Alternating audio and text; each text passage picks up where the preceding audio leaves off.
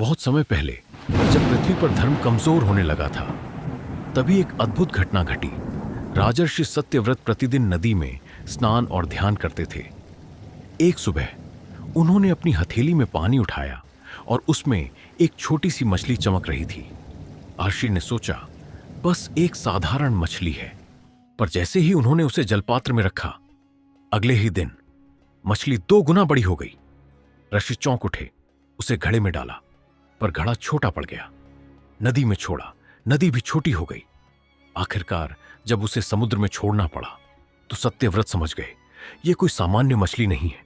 और तभी समुद्र गरजा और उस मछली का रूप फैलने लगा। उसके शल्क सूर्य की तरह चमकने लगे। उसके मस्तक पर दिव्य श्रृंग प्रकट हुआ। वाणी गूंजी, हे सत्यव्रत, मैं हूं विष्णु। आने वाला है महाप्रलय। 7 दिन बाद सारी पृथ्वी जल में डूब जाएगी। जब नौका प्रकट होगी, तुम उसमें सप्तर्षियों और जीवन के बीज लेकर बैठना।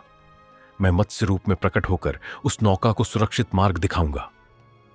फिर वही हुआ। आकाश काला पड़ा, बिजली गड़गड़ाई, समुद्र उफान मारता हुआ धरती को निगलने लगा।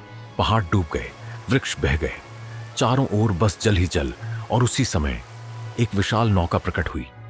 सत्यव्रत उसमें सप्तर्षियों और जीवन के बीजों के साथ सवार हुए। तभी दिव्य प्रकाश फैला और प्रकट हुए भगवान मत्स्य अवतार। विशाल शरीर, चमकती शल्कें, समुद्र जितना विराट रूप। नौका को वासुकी नाग की रस्सी से बांधा गया और मत्स्य भगवान ने अपने श्रृंग से उसे थाम लिया। लहरें गरजती रहीं, प्रलय का जल उमड़ता रहा, पर भगवान नौका को खींचते रहे। जब जल घटने लगा, नौका हिमालय की ऊंचाई पर टिक गई और वहां से आरंभ हुई एक नई सृष्टि, एक नया युग। मत्स्य अवतार की यह कथा हमें याद दिलाती है, जब भी सृष्टि संकट में आती है, भगवान स्वयं अवतरित होकर उसे सुरक्षित मार्ग दिखाते हैं।